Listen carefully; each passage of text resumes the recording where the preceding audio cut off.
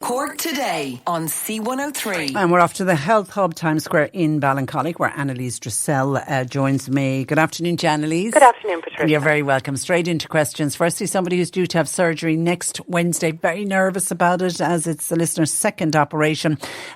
She says, I take a fish oil and 1 blood pressure tablet a day. Should I come off them now in advance of the operation next Wednesday?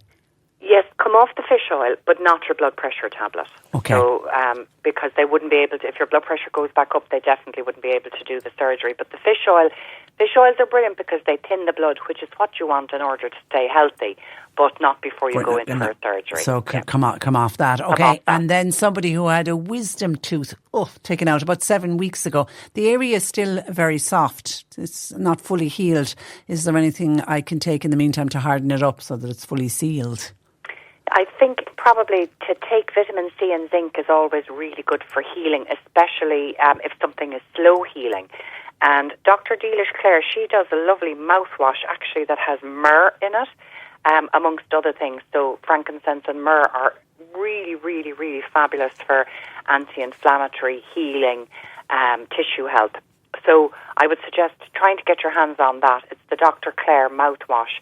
And then just a vitamin C and zinc will help the healing from the inside out. Yeah, because it's hard when it's inside in the mouth, isn't it? Yeah, it's always it's always a tricky place. John in Doneraile has recently been diagnosed with osteoarthritis. He's wondering what you would recommend because his doctor has only prescribed painkillers and nothing else. Is there anything you could recommend to help with it? There is a number of things you can help with osteoarthritis. So basically that is where the joint itself has worn away. So between our joints, between our bone joints, like shoulders and wrists and fingers, knees, etc., hips, there's the cartilage, which is made of kind of hardened collagen, and that acts as a cushion. And so with osteoarthritis, that has worn away, but also there has been some wear and tear on the actual bone itself.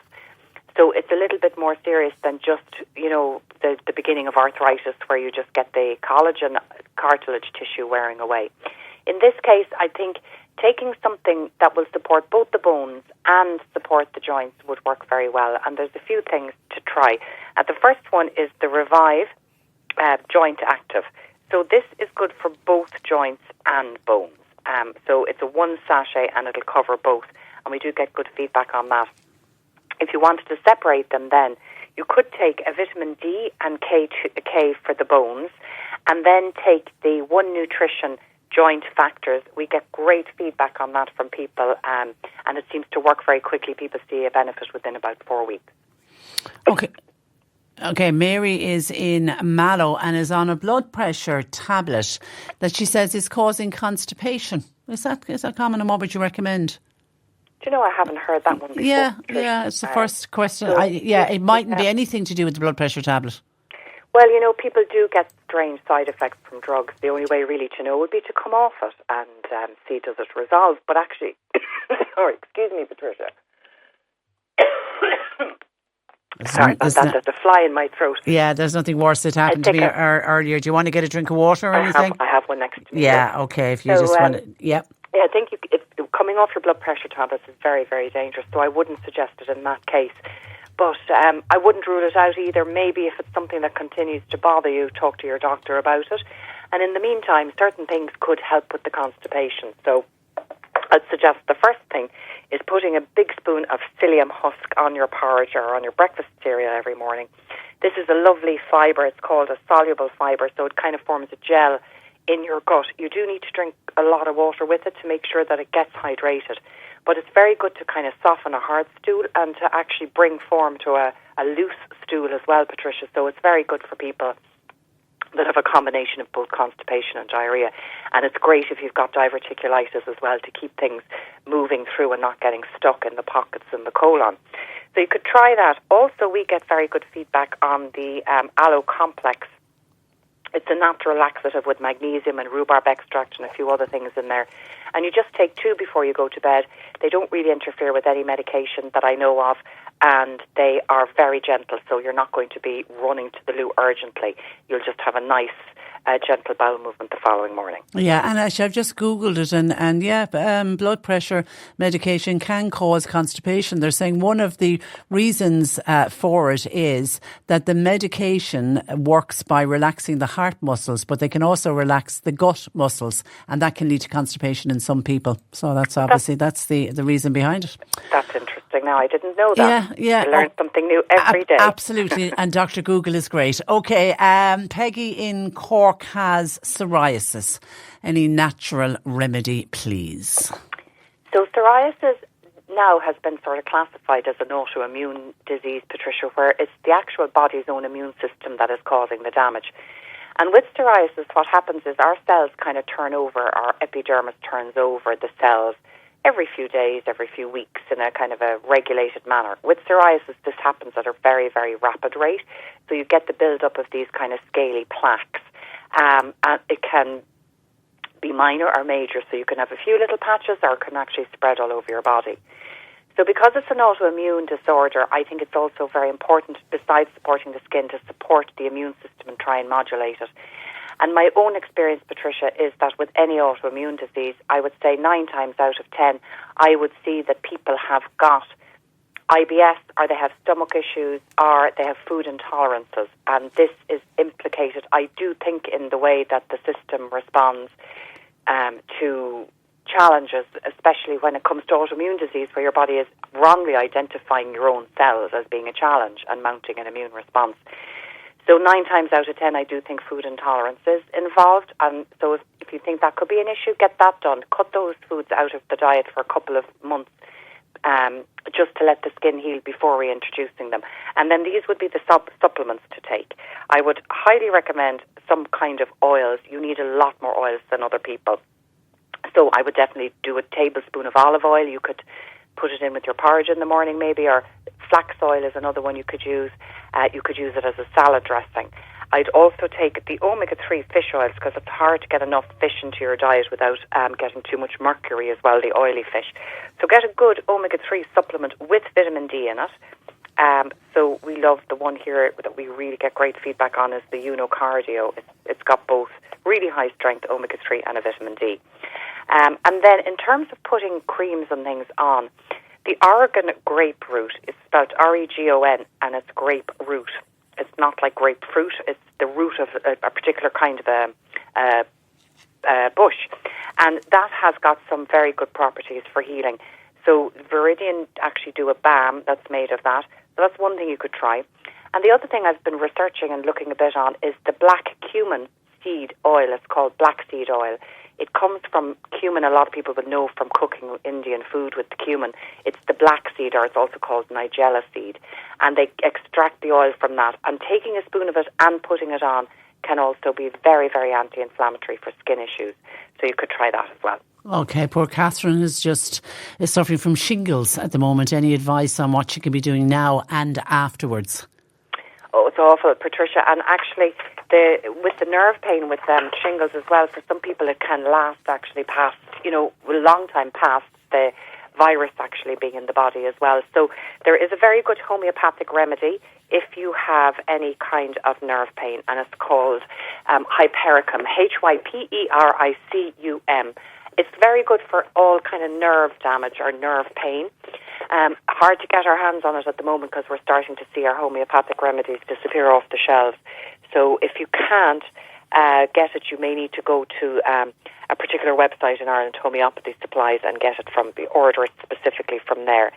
So that would be for nerve pain. But in terms of the viral side of things, there's 3 things that can really help with the shingles virus. One of them is something called lysine, Lysine, and people who get a lot of cold sores from the herpes simplex virus would actually know this very well.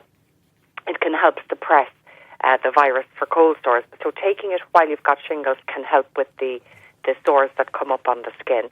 The other thing I love is olive leaf extract. I think it's just a fantastic immune support, and it's also a very good natural anti-inflammatory, and it's huge cardiac benefits, which is separate to all of that.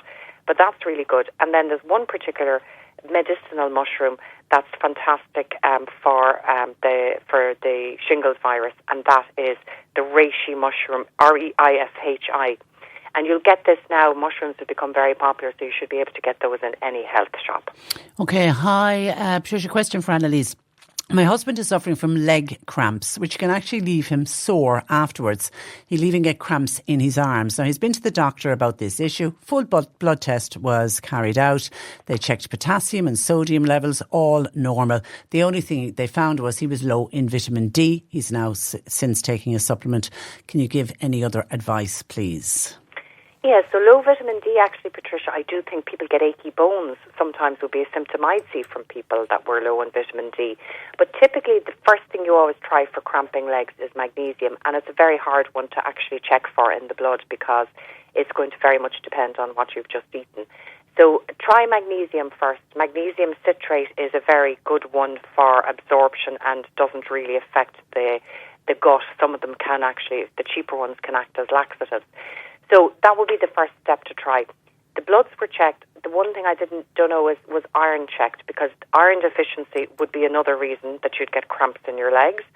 Another reason would be if you're taking a statin drug. This is the one that you take to control your cholesterol. And this can make you deficient in something called coenzyme Q10, which is a really essential nutrient and vitamin for the energy pathways in all of our cells in our body, including our muscle cells, our heart muscle cells, our brain cells, etc. So you don't want to be deficient in that. So a common side effect of those drugs are achy muscles and muscle cramps. So if you are taking a statin, that could be the reason. Then take the coenzyme Q10 and start off on 100 milligrams of that to begin with. But if you're on a blood thinner, it's not suitable for you. And then the last thing I would say is actually just very practical advice, which is stretching. So just if you go on to Dr. Google there, Patricia, or YouTube, you'll get lots and lots of leg stretches for leg cramps. And sometimes it's just as simple as that, as doing a few stretches every day. And it'll help with it. Somebody else on the topic of shingles says, does shingles cause your hair to fall out? Does it cause hair loss? You know, I suppose any virus would really, Patricia, one of the common things after having a very bad virus, and shingles can really give people, can really shake people up. And they can feel very fatigued. I've seen a lot of post-viral fatigue after shingles. So a lot of people would lose hair, or their hair would get very thin and very lank. It's like your skin. Sometimes it's a barometer of your health and your vitality. So it could be definitely part of post-shingles, or part of shingles. So I would suggest, if you want to take something for thinning hair, we always recommend Nourkrin. It's spelled Nourkrin. And if that's really good if your hair is coming out of your scalp and is starting to look a bit thin on your scalp. But if it's just kind of limp and lank, we recommend biotin, which is one of the B vitamins. These are both very, very safe to take with most medications, and you need about 5,000 micrograms of the biotin. And then I would suggest a tonic after shingles as well. Maybe something like the Source of Life Gold is very good to give you a kind of a booster. But certainly take something just to kind of nourish and put the nutrients back into your body as well. Okay, and Kate is wondering, would you suggest using Gingko biloba for an elderly person who's got some short-term memory? Would it be of any help? Definitely. It's one of the supplements that we know for thousands of years has been used. So there's a huge amount of anecdotal, anyway, evidence behind it. So it would be a big Chinese herb, Patricia, for brain power, and a lot of people will start taking it as they age to maintain memory, to keep their brains healthy. There's definitely protective effects that would protect against, any kind of cognitive decline involving, all the Alzheimer's and vascular dementia, etc., etc. The thing is unfortunately in Ireland, we can't get it on the shelves anymore because it thins the blood, so it's been taken off our shelves. If you're on a blood thinner, it's not suitable. Your doctor can write you a prescription, but if you have anybody going on holidays overseas, you should be able to pick it up. And actually, you can also buy it as a tea in some health shops. We can get it sometimes as a tea. Okay, all right, we'll leave it there. Listen, have a great week, and we'll talk to you next week. Thanks, Patricia. Take care. That is Anneliese Dressel of the Health Hub Times Square in Ballincollig.